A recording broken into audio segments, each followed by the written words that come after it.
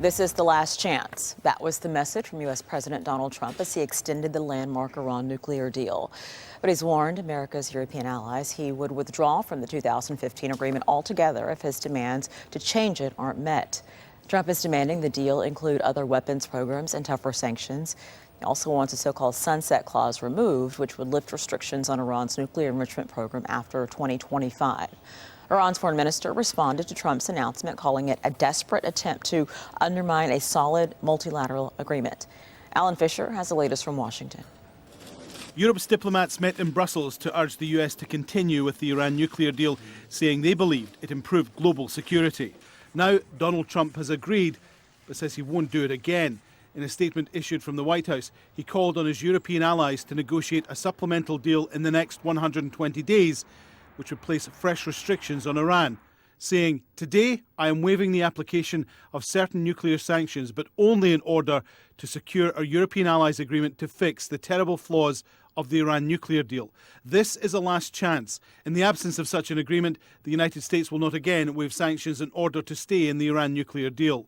And he warned those who, for whatever reason, choose not to work with us will be siding with the Iranian regime's nuclear ambitions and against the people of Iran and the peaceful nations of the world.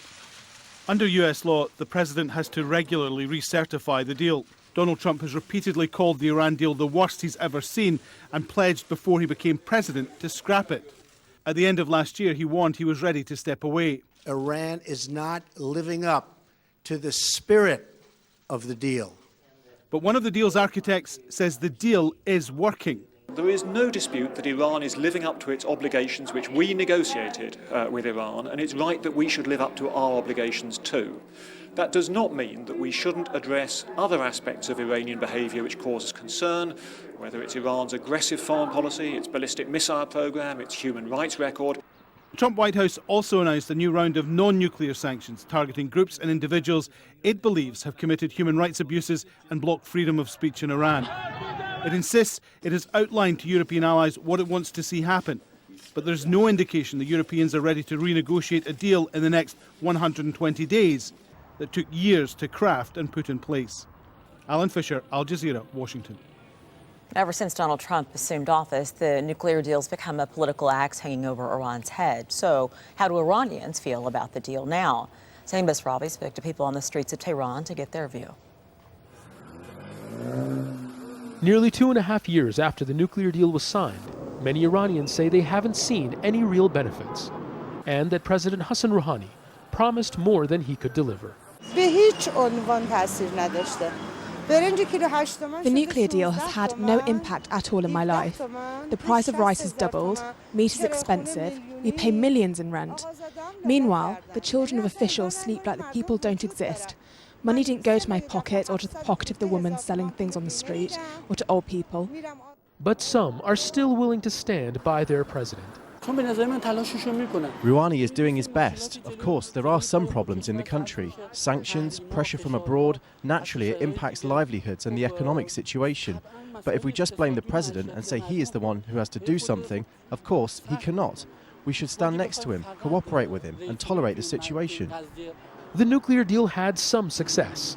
The lifting of sanctions let Iran sell oil again freely on the international market. Exports are up to more than 2 million barrels a day. But gains have been overshadowed by U.S. President Donald Trump's aggressive stance towards Iran.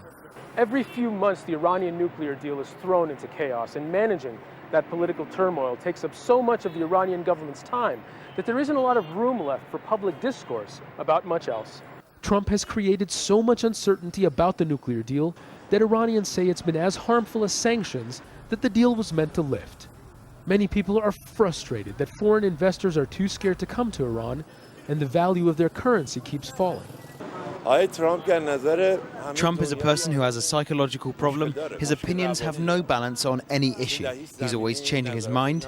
And for me, as an Iranian, and for most Iranians, it doesn't matter if the US pulls out of the deal. Ravi, Al Jazeera, Tehran. I spoke about Donald Trump's demand to negotiate the deal with Hillary Mann Leverett. She's the chief executive officer at Strategia. That's a political risk consulting firm. He says the U.S. president has no vision for what he wants as an alternative to the agreement.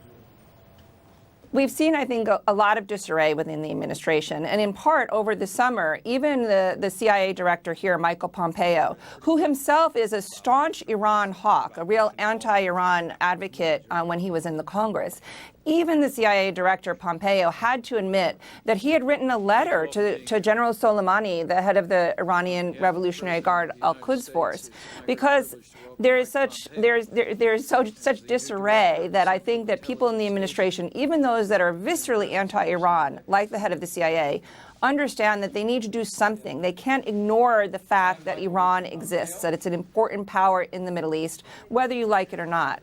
So I think you'll continue to see President Trump trying to stumble forward with all sorts of negative, blustery rhetoric.